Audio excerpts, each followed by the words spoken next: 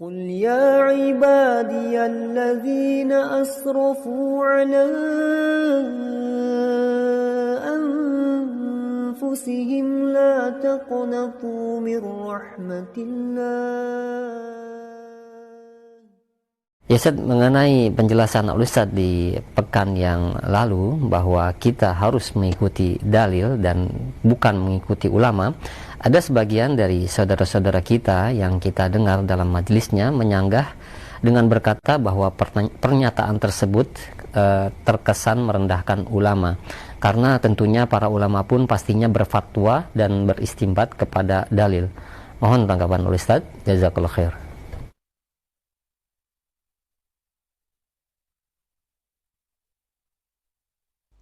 Wassalatu wassalamu Rasulullah. Itu ulama itu manusia bukan? Nah, saya mau tanya, ulama itu manusia bukan? Kalau manusia tempat apa? Kesalahan. Kata Nabi, kullu bani Adam khata' wa khairu khata'in at-tawwabun. Setiap anak Adam pernah berbuat salah. Yang terbaik yang berbuat salah yang apa? Taubat kepada Allah. Sekarang saya mau tanya, sahabat nih yang Nabi katakan khairun nas, ada nggak sahabat salah? Ada nggak sahabat salah? Ada, tapi kesalahan sahabat dengan kebaikannya, kesalahannya sedikit, kebaikannya lautan. Sehingga apa? Hapus semuanya itu. Mereka sebaik-baik manusia.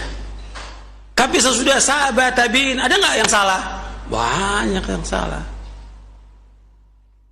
Sesudahnya lagi ada yang salah. Sekarang kita bicara tentang 4 imam, Hanafi, Maliki, Syafi'i, Hambali rahimahumullah. Mereka imam terkenal di dunia. Kalau ada ulama sekarang ini 100 ulama, dengan satu dengan mereka, lebih alim mana? Lebih alim mereka 4 imam ini. Ada 100 ulama sekarang dengan satu imam, jauh. Karena apa? Imam itu hafal hadis semuanya, Quran hafal, Bukhari, hafal, udah mereka hadisnya. Meskipun mereka di zaman itu belum dikumpulkan Sahih Bukhari, kata seperti Imam Hanafi, Maliki dan yang lain. Tapi mereka hafalkan hadis. Tapi mereka mengatakan kalau ada pendapatku menyalahi Quran dan Sunnah, kata mereka apa? Buang pendapatku. Yang mengajarkan kita untuk membuang pendapat ulama kalau bertentangan dengan Quran dan Sunnah, yang mengajarkan siapa? Yang mengajarkan ulama juga.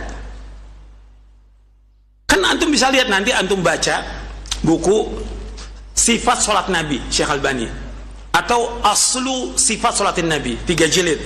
Di juz yang pertama Syekh Albani menjelaskan tentang pendapatnya para imam.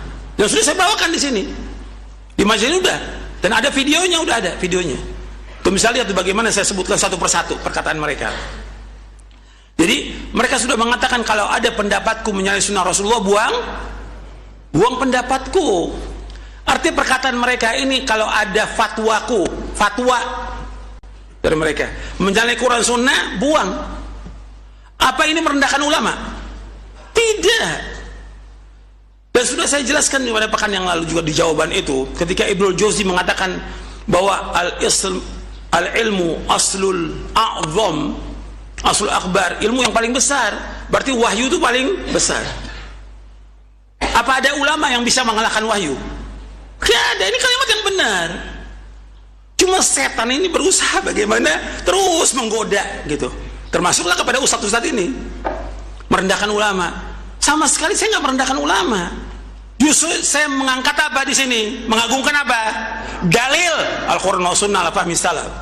Yang saya tegaskan, saya tekankan, berpegang teguh kepada Quran dan Sunnah ala fahmi salaf. Itu yang wajib kita junjung tinggi. Adapun perkataan ulama, kalau bertentangan Quran, harus ditolak semuanya, siapapun dia orangnya. Itu harus ingat itu. Quran dan Sunnah lebih tinggi dari semua yang ada. Ini wahyu Allah, Al-Quran dan Sunnah. Ada ulama sebesar apapun, kalau menyalahi Quran Sunnah wajib kita tolak. Itu nas, jelas tuh. Ibnu Abbas saja menolak ketika ada perkataan Abu Bakar dan Umar berkaitan dengan haji tamattu. Tolak. Kalau bertentangan dengan siapa?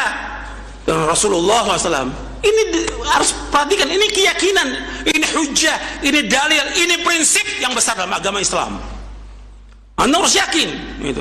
Jangan kemudian dibawa oleh setan, jangan bawa perasaan. Rusak agama dengan perasaan. menghinakan ulama. Saya nggak pernah menghinakan ulama. Antum lihat buku-buku saya bawa pendapat para ulama, jelaskan. Setelah siapa? Setelah Quran dan Sunnah dulu nomor 1, baru perkataan ulama. Bukan ulama dulu yang kita bawa, Quran yang kita wajib berpegang teguh, yang kita tidak akan sesat selamanya selama kita berpegang kepada apa? Quran dan Sunnah. Taraktu fikum amraini lan tadillu ma tamassaktum bihima, kitaballah wa sunnati. Aku tinggalkan 2 perkara yang kalian tidak akan sesat selama berpegang 2 perkara itu, Al-Quran dan Sunnah. Diperhatikan nih, ini kadang-kadang bawa perasaan, nanti dikembangkan lagi oleh setan, menghinakan ulama. Saya nggak pernah menghinakan ulama. Saya mengajak orang kepada Quran dan Sunnah lah fahmi salaf, bukan kepada perkataan ulama. Ulama sudah mengatakan kalau ada pendapatku salah, buang. Apa ulama itu maksum? Tidak ada yang maksum ulama. Kalau ada fatwa ulama salah, ada nggak? Banyak, ribuan fatwa ulama salah, ada. Gak ada masalah, itu manusia. Tapi dalil harus kita pegang. Oh, ulama itu apa salah? Aduh, antum lihat deh, baca deh. Bagaimana? Imam Syafi'i ada qaul qadim, ada qaul jadid. Kesalahan mereka ada, wajar sebagai manusia. Dan mereka enggak dihukum oleh Allah karena ijtihadnya, karena mereka sudah berijtihad. Idza ijtahadal hakimu fa asaba falahu ajran, wa idza ijtahada fa akhta falahu ajrun wahid. Ini hadis sahih Bukhari Muslim. Apabila seorang hakim, seorang ulama, dia berijtihad, kemudian dia benar ijtihadnya, dapat berapa ganjaran? 2. Kalau dia berijtihad kemudian dia salah, dia dapat berapa? 1 ganjaran. Tapi boleh nggak kita ikut pendapat dia yang salah? Nggak boleh kita ikut. Antum kalau mau baca lagi tentang bagaimana pembelaan para ulama kepada ulama, antum baca bukunya Syekhul Islam Ibnu Taimiyah. Antum catat tuh, Raf'ul Malam anil a'immatil a'lam. Raf'ul Malam anil a'immatil a'lam. Ketika Syekhul Islam menyalahkan ulama ini nggak ada masalah. Karena dengan apa? Dengan ilmu. Kalau pendapatnya salah, masa mau dibela? Ada fatwa yang salah, masa mau dibela fatwanya? Ada nggak ulama dalam berfatwa salah? Banyak. Nggak boleh kita ikut ketika dia salah. Apalagi berkaitan dengan nama orang, pribadi orang dari ulama Ahlussunnah. Karena ada fatwa ulama berkaitan dengan pribadi orang yang dia akidahnya Ahlussunnah wal Jamaah, akidah salaf. Itu doa apa mereka? Murji'ah. Ini salah. Ketika salah kita mau ikut, nggak boleh kita mengikuti yang salah. Kalau bilang kita bela ulama, kita juga bela ulama. Dari ulama Ahlussunnah yang wajib kita bela. Jadi harus berpikir kita yang waras, gitu, waras. Kemudian timbangan kita Quran dan Sunnah al-Salam. Jadi jangan pakai perasaan. Ini pakai perasaan. Saya nggak pernah mencela ulama, nggak pernah mengecilkan ulama. Kita hormati. Ketika dia salah, nggak boleh kita ikut. Nggak boleh kita ikut. Dan itu semua penjelasan para ulama juga yang menjelaskan demikian. Jadi antum juga hati-hati tuh. Nah itu nanti akan mengajak orang, mengiringi orang untuk kembali lagi kepada apa? Kepada apa? Taklid. Udah taklid. Udah apa kata ulama, fatwa ulama, udah. Nggak ada dalil. Oh kita tolak dalil. Karena udah. Yang ada sekarang kan gitu. Dari ahlul bidah yang ada kan, kita dakwakan, enggak, kiai saya ngomong begini, usai ngomong, loh antum kembali lagi kepada mereka. Kita bukan mujtahid, tapi kita disuruh untuk mengikuti apa? Dalil yang Allah perintahkan dalam Al-Quran, ikuti apa? Dan sudah saya bawakan dalilnya, baik dalam surah Al-Baqarah, Al-Isra, Al-An'am, itu saya bawakan kemarin dalilnya. Tinggal coba antum renungi lagi. Gitu. Antum dengar lagi videonya, coba dengar lagi. Tapi dengan pikiran yang waras, ya waras itu. Dengan hati yang jernih, tidak ada hasad. Antum nilai itu. Gitu. Kalau belum yakin lagi, baca buku saya berkaitan dengan itu. Di awal buku sifat wudu dan sifat sholat Nabi, saya bawakan perkataan para imam.